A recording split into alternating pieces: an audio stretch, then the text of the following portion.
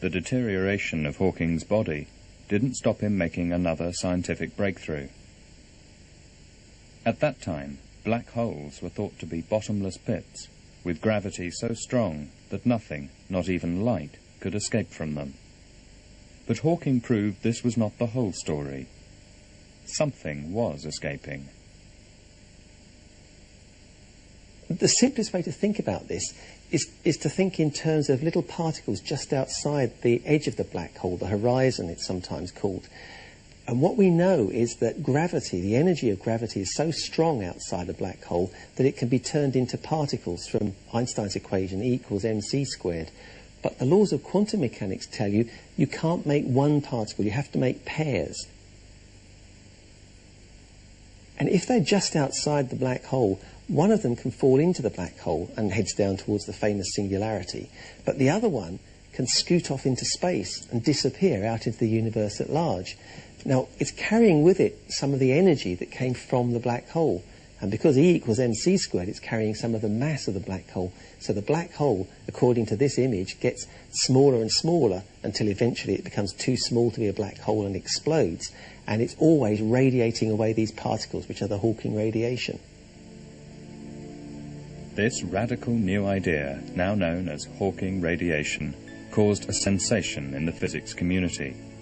It was a small step on the road to finding the holy grail of physics, the unified theory. Einstein searched for it. Hawking is still searching for it. A single law that would explain how the whole universe works. As a first stage in unlocking it, physicists must combine the two laws that explain our universe: relativity, describing the very large, time, space and gravity, and quantum mechanics, describing the very small, atoms and molecules. These two theories are usually quite distinct, but Hawking radiation showed that at the edge of a black hole, they do work together. Linking different ideas in physics is an important thing because people want to have this ultimate theory, the theory of everything, the ultimate answer. Starting from the Big Bang, you could, in principle, they hope, explain everything that's happened since in this mathematical way using equations. You could predict the existence of stars and planets and people by knowing what happened in the Big Bang. Hawking radiation also got him noticed beyond the narrow world of physics. In the late 1970s, black holes were sexy. People latched onto Hawking as the guru who could explain the mysteries of the universe.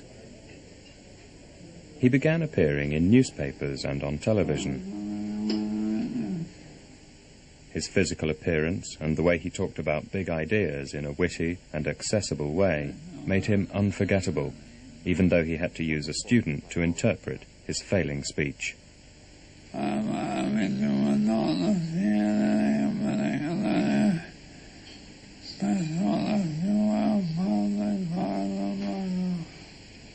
You wouldn't see anything special if you passed inside the black hole.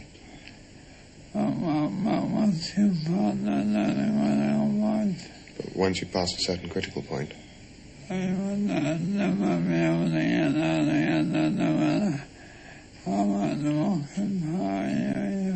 you'd never be able to get out again, no matter how much rocket power you used. Stephen was very lucky in being the right person in the right place at the right time. Science, in some way, has become the new religion, that people are looking for ultimate truths. They'd lost God, and they were looking for something to replace God, and they hit on cosmology and black holes in the universe, and then they found a person who could represent the entire community of cosmology and astrophysics and so on to them. We all came out of a singularity.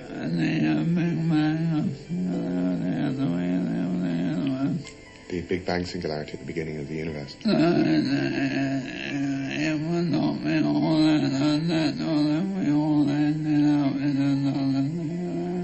So it wouldn't be that unnatural if we all ended up in another singularity.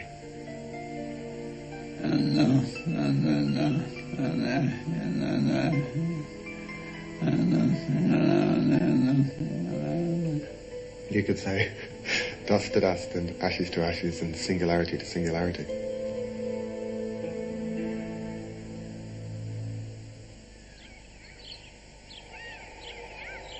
For years, the Hawkings managed without nurses, just Jane, his secretary, and students caring for him on a rota. But now, with a third child, Timothy, the family was under increasing pressure. Hawking's motor neurone disease was atypical in that its progress was so unpredictable. He had already exceeded all expectations for his survival by more than 20 years. But in 1985, on a working trip to Geneva, Hawking caught pneumonia, something that frequently kills people in his condition. He was on a life support machine, unable to breathe unaided. To save him, his wife Jane gave permission for a tracheotomy operation, which would allow him to breathe through a hole in his windpipe. But he would pay a high price. Although at first he didn't realize it, the surgery that had saved his life meant he would never speak again.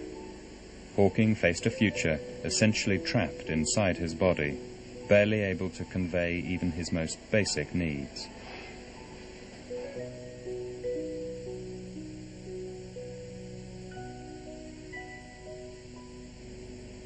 When I had my tracheotomy operation in 1985 and lost my voice, I thought at first that I might get it back eventually. But in the meantime, I desperately needed a way to communicate. I couldn't write or use a keyboard. All I could do was raise my eyebrows when someone pointed to letters on an alphabet card. And he was furious, you know.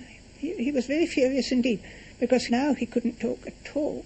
So they were communicating with him, partly by his eyebrows, very communicative eyebrows he's got, and partly by a sort of board where you say, is this the right one? And very, very slow means of communication. To while away the long hospital hours, Hawking's friends and students read to him from whatever newspapers and books came to hand. I remember this particular chapter. It involved one of the characters going into a sort of a sex club or something and watching some pornographic movie. I remember saying to Stephen, Stephen, I don't know that I should be reading this in front of all the nurses here. Do you really want me to carry on? And I remember Stephen sort of gave a little mischievous grin and sort of nodded his head, and his eyes sort of regained their sparkle. And I always think to myself, that was the point when I knew Stephen was going to make a recovery. As he was getting better, he was sent a software package from America that allowed him to operate his computer using a single switch. When connected to a voice synthesizer, it let him speak at about 15 words per minute, 10 times slower than normal speech. Hawking could now communicate more clearly than he had done for years, but in a voice robbed of personal expression. When he first had to start using a computer, it must have been very distressing, and I think it was with some reluctance. But the fact is that I think realistically, in a way, it may have been a blessing, because by that time his voice was so weak, even before he'd been ill, that he was having to repeat statements so many times in order to be understood, even by his close friends and associates. Ironically, the electronic voice that showed no human emotion was to give Hawking his first chance to build a relationship with his younger son, Timothy. For the first 5 or so years of my life, I didn't really get to know him as a person, just because I couldn't understand what he was saying. I knew he was my dad, but never really bonded with him at all. And I could actually start to speak to him when he got the voice box. We managed to build up a bit of a relationship from then on. You know, he'd take me to buy ice creams, and we'd play Monopoly together. It's just ironic that it was through the voice of someone else that enabled me to build up a relationship with him.